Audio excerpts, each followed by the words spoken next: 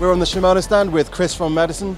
So Chris, tell us what's new for 2015. Got a few stories on the mountain bike side of things. New group sets XTR and XTR Di2, which is the big story, first electronic group set for mountain biking. Got a few new pieces on the road in the shoe side of things. So we've got the new R321 top of the range shoe, debuted at the Tour de France this year. What's the story with XTR? You'll see XTR around the show on a lot of manufacturers' top of the range bikes this year.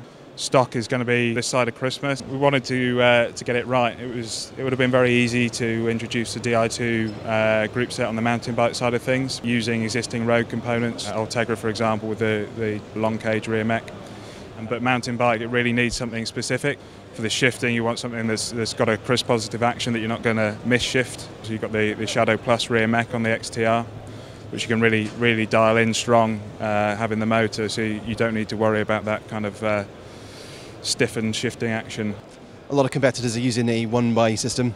Is it going to be a one-by system, or are we going to see a one-by system for downhill use, for example, or is it going to remain a dual at the front? Well, for the time being, XTR is available in 3 setups. So you've got the triple setup. You can run it 2-by, or you can run it 1-by as well. So you've got the full options. At the minute it's only on XTR, so it's race focused, but yeah, as you've seen on the road, it has trickled down. It's crisp, it's reliable, the light shifting action as well, and then it's fully customizable as well. That's the big story with the Di2. You've got the synchro shift. Can you tell us a bit more about how the synchro shift works? It basically allows you to control all gears with one shifter. As you're shifting up the block, it will find the next logical gear. So it might drop you down on the front ring and drop a couple of sprockets at the back to give you the next logical progression. So in theory, you could run a 3x11 group set, but with one shifter controlling the full range. So you've got the option to have the classic left and right setup, or you can have one on the right. Yeah, that's correct, yeah. And is that technology likely to transfer to the road group sets? There's nothing confirmed, but there's no reason why it couldn't. It all uses the same e-tube platform across the Di2, so in theory it's possible. And it looks like Shimano are going for a sort of integrated bike system. Is that kind of the direction it's heading at the moment? Definitely, yeah, integration is key. You'll see that on the Pro Tharsis XC. They want to integrate it into the components, the frames, and just give you a really nice, clean-looking bike. So this is the R321 shoe from Shimano. Take us through the features. Most noticeable is the upper, with the UCI ruling that you're no longer allowed to use aero overshoes during races unless it's kind of adverse conditions.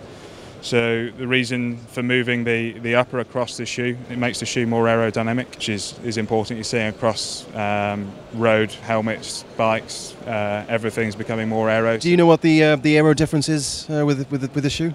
Yeah, the saving on the R321 over the R320 is 5.5%. I believe that's at 40 km an hour as well. So the R321 is a custom mouldable shoe, which you heat in the oven and then mould to your feet using a vacuum pack. And is that something you'll be able to do in a shop then? Yeah, so the idea is to buy this in a custom fit dealer ideally, and you'll have these fitted. Okay, so what about the rest of the features? You've got a sort of a ski boot retention.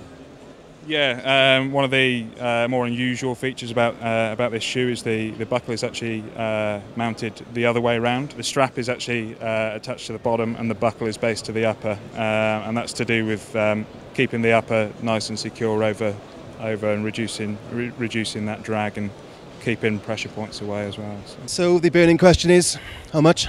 How much? £300 in the UK, and they'll be available from November. Brilliant, Chris. Thank you very much.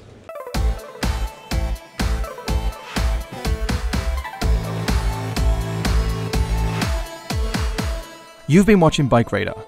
We're adding new videos all the time, so don't forget to click subscribe and let us know what you'd like to see more of in the comments below.